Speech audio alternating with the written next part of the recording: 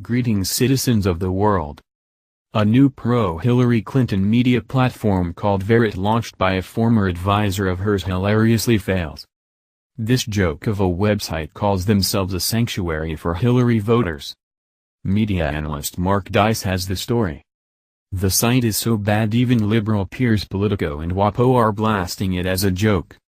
Their CEO, Peter Daou, is so delusional he once demanded the media apologize for what he claims was their bias against Hillary. The site didn't make much sense in the first place. Hillary Clinton crusader Peter Daou advertised Verrit, which the former Democratic nominee endorsed Sunday night, as a media platform designed for the 65.8 million Americans who voted for Clinton in November.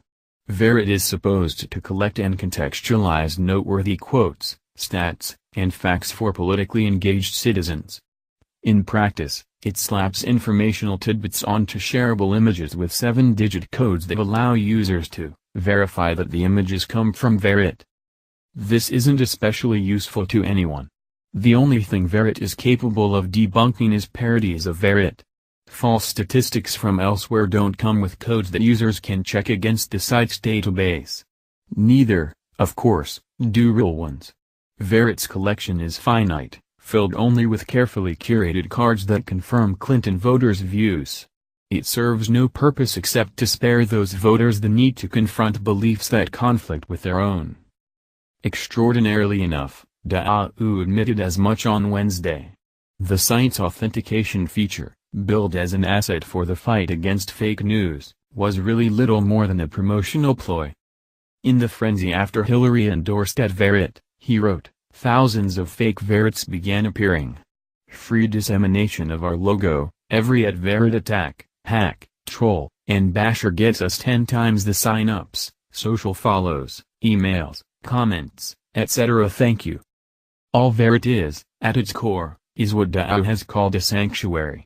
Daou has built a bubble for people who were already basically living in one.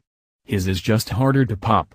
Of course, a partisan platform that openly declares itself a shill for a particular politician and sticks to stringent fact-checking standards is better than one that spews falsehoods while feigning objectivity.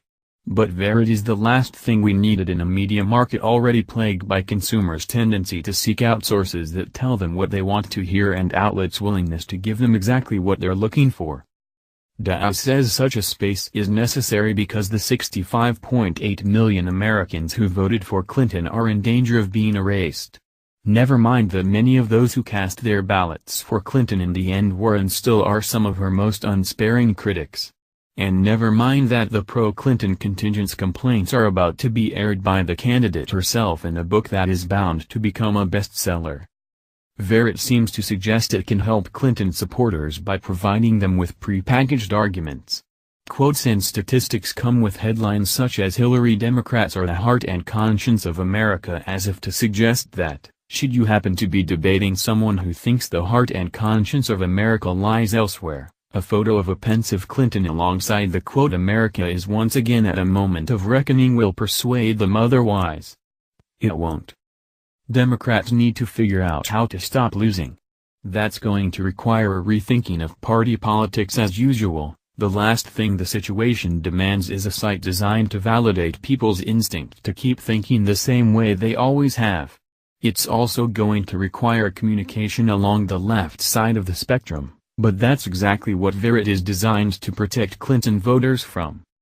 As Daou himself has revealed, the site is just as much about rehashing old debates as confronting new threats. Many of the anti-Hillary haters Daou deplores, and many of those mocking the site most mercilessly, are Bernie Sanders supporters. What other reason for a Verrit post proclaiming that Sanders and the mainstream media helped put Trump in the White House? Or Daou's triumphant tweet Wednesday boasting that Clinton's endorsement had won the startup more Twitter followers than, wait for it, popular leftist podcast Chapo Trap House? Verrit has taken all the worst parts of today's liberalism and turned them into a website. It is a safe space for middle-of-the-road Democrats, seeking to shelter them from conversation.